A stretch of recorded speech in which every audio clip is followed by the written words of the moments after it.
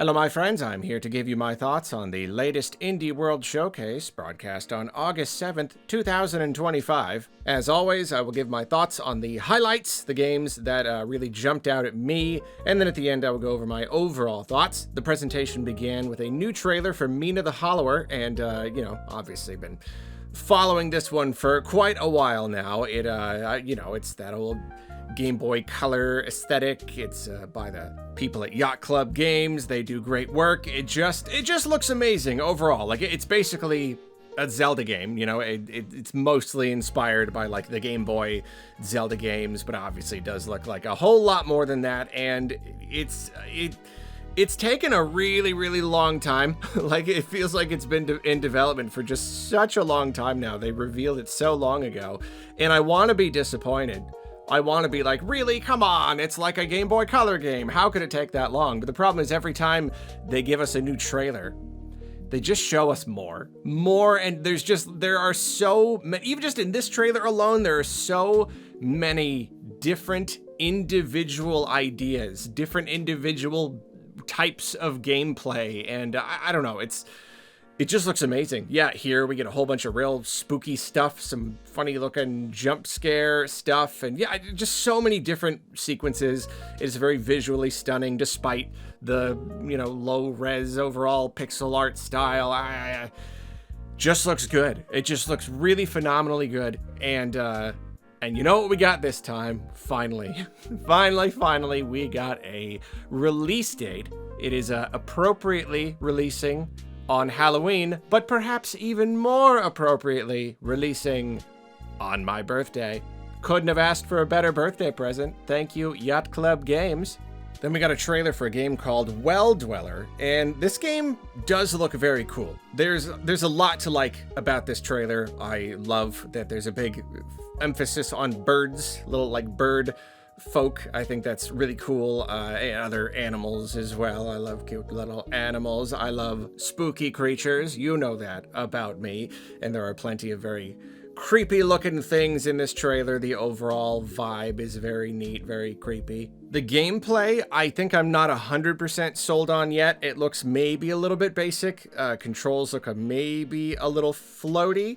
But I'm not sure. I guess I might not know until I play it, but yeah, everything else about it looks just really cool. And it's funny, a lot of this presentation had a bit of a spooky theme. I kind of feel like they could have like packaged this differently and released something like this in October or something. Like, you would think this was the Halloween indie world, because yeah, there was just a lot of very moody, spooky games. And the next one they showed off was Neverway.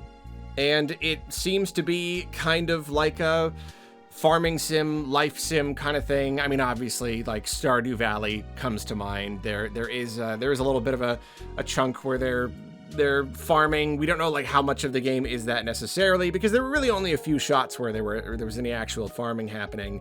And but then you had other stuff just like running around and fighting monsters, and a lot of story stuff, like a lot of story and characters, and it talks about like developing relationships. So yeah, it's like spooky Stardew Valley. I don't know, I guess that really is it. And it looks really good though. The story looks really intriguing, really interesting. This spooky sword thing. The art style is just amazing, just really incredible, whether it's the cutscene stuff or just like the sprite work during the actual gameplay. In pretty much all cases, it just looks very neat, and I love the just very dark vibe. A spooky game can still have a lot of variation in like color palettes and whatnot, but like kind of the entire game has a very muted kind of feel. I don't know if that's the kind of thing that would like get kind of oppressive, depressing after a while. But I don't know. It looks neat. I am very intrigued by it.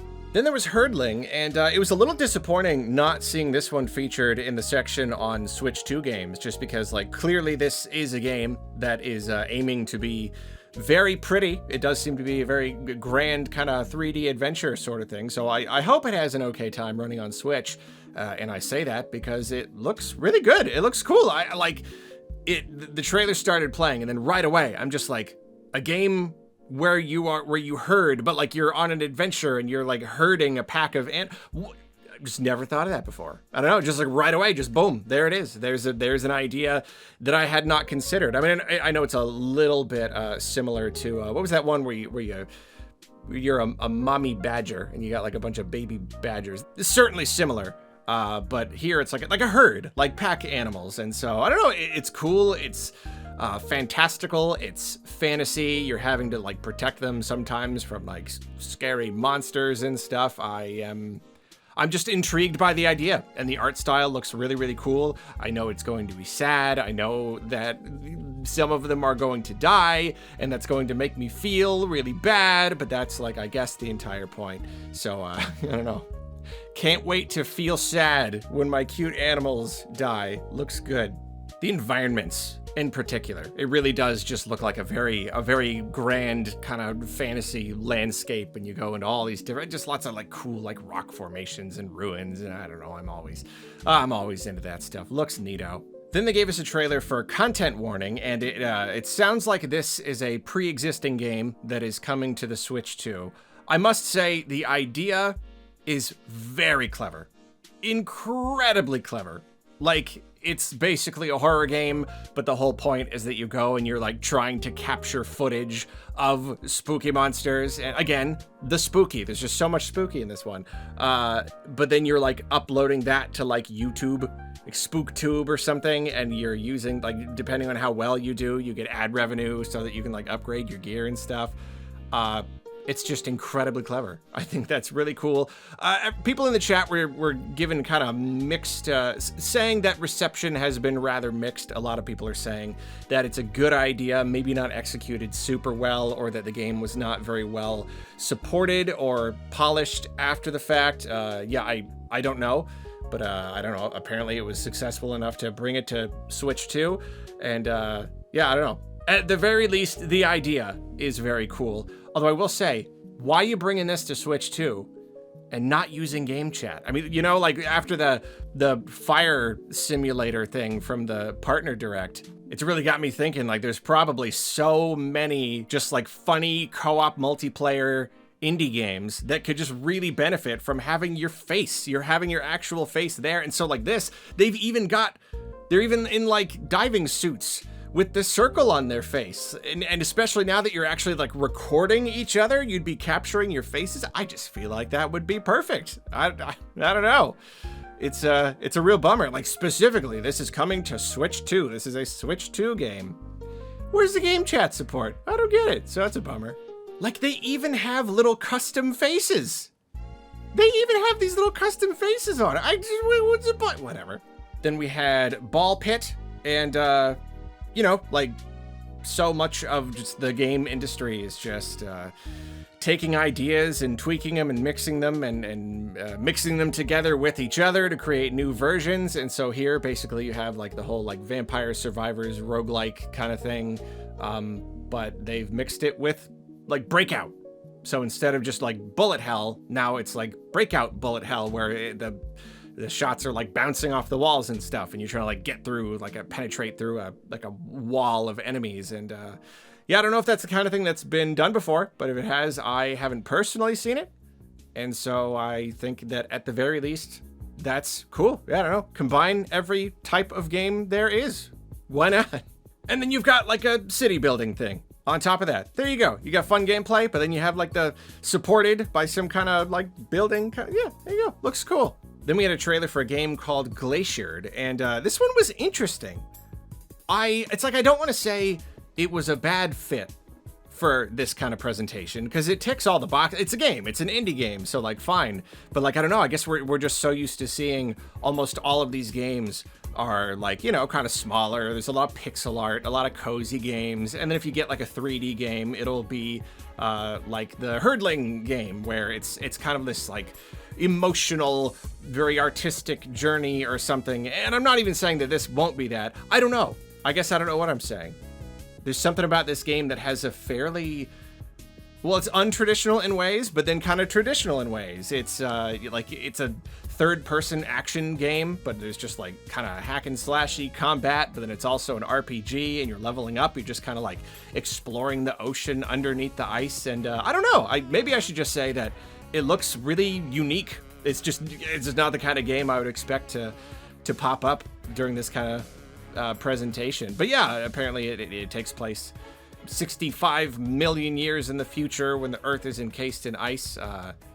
Fun fact, we have an ice age like once every 100,000 years or something. So how many is that between now and then? I don't know, whatever. But yeah, you play as like a bird evolved into a dinosaur bird fish. And it all, I don't know, it takes place under the sea. It looks cool. I'll just say that. That's all I'll say. It looks really cool. It's a very interesting looking game. Visuals are very interesting. The entire just aesthetic is very interesting. Then we had our usual end of presentation sizzle reel, and there were even a good little handful of games here. Showed off a Winter Burrow, which is just a cozy mouse game. That's the kind of game. See, I mean, I say I love these kinds of games. I never end up playing them. I like never get around to it, but I love seeing the trailers. I don't know, it just makes me feel warm and fuzzy just seeing the trailer. I'm all right there. Undusted letters from the past. You're like taking antique items and meticulously cleaning them. I think that's a very clever idea, very clever take on like the kind of power wash simulator sort of thing. Caves of Cud, there's a game right there that I'm absolutely never going to play. It looks so far beyond me, but I've only heard amazing things, and you know, it's got a really solid community. I personally know people who are very, very, very into that, so having that on Switch is pretty cool. And then this right here, this right here is what made this presentation very, very strange. You know, in most cases, they will give us a one more thing. They'll save like the most notable reveal. Oh, this game is coming to Switch. They'll save it for the end. And they sort of did that this time, but instead of giving it a one more thing, they just put it in the sizzle reel. They revealed that UFO 50 is coming to Switch, and it's funny because I only just learned like yesterday that it's not already on Switch. It's like I have assumed this entire time that it must be. I just assumed. I was even just like a couple weeks ago, I was like thinking about it. I'm like, yeah, you know, I should probably check that out. And then I was on social media, something or other, and Ant Dude was like, oh, I'm hoping we get UFO 50. And I'm just like, wait, what? Like, we don't already have that? So very, very funny that he totally called that. I mean, like, there's plenty of games that could come to Switch, but yeah, he called that one. And, I don't know if there were any other rumors or what, but yeah, I don't understand why they didn't give, I mean, like, one more minute. All you need is one more minute for them to be like, all right, one more thing, and then make a thing out of it. Why'd they put it in the sizzle reel? But they put it at the end of the sizzle reel as if to acknowledge that it was the biggest reveal. They did technically save it for the end of the entire presentation. They just didn't make a deal out of it. It's kind of weird. I don't think people are paying for these spots. I don't think this is like Summer Game Fest where you pay for the spot. I think this is something where Nintendo is collaborating with these people to give them the spotlight. I could be wrong, but was this the cheaper option or something? I don't think so. Yeah, I really don't know why they did it this way. It's very strange. However, UFO 50 is coming to Switch. I've heard like some of the best things about it. They're absolutely crazy about it. There are so many, there's so many games, 50 games or whatever. It's that like, even if you end up enjoying a fraction of them, that's what everyone says. They say, even if you only like a percentage, you're still gonna get so much value out of this product. So it's so like remarkably, absolutely worth the price. Many times over is what I hear. So yeah, I'll probably have to pick it up myself and see what I think. So that was it for the presentation. I feel it was a little bit like the partner direct where like, I don't know, it didn't like knock my socks off. It wasn't like absolutely crazy, but I also don't expect that kind of thing from especially Indie World, you know, like we did get a decent thing. We got a Mina the Hollower release date. We got UFO 50 reveal. and then just a bunch of cool looking games. If anything, I would say I had more opinions on more of these than usual, just like percentage wise. I will completely admit that like it was kind of short and there just weren't that many individual games, you know, like just, it was really just kind of a handful of games. And I think there are some people who are kind of feeling like, come on, we're at the beginning of the Switch 2 generation. Like, we need more than this. But at the same time, if you're looking at Switch 2 specific games, developers are still waiting to get their hands on dev kits. There aren't that many in developers' hands, so I kind of get that. But then, why weren't there more Switch 1 indie games? You'd think that there'd be a lot more for that. I really don't know. I'm not going to pretend like I know. I'm just saying, yeah, it was, you know, it wasn't the biggest one ever, but I still thought it was cool. I think pretty much always, no matter what, I think they're cool. They always reveal stuff. They always reveal games that I think look pretty cool. And this one did. So there you go. If I had to pick a personal favorite, a game that I'm the most interested in,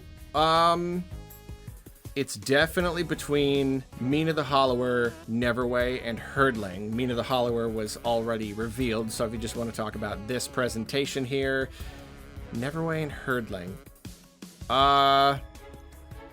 Nope, sorry, I can't pick. They both look really good, and they appeal to different parts of my gaming brain. So, yeah, I don't know. There you go. Thank you for watching. I love you. Bye.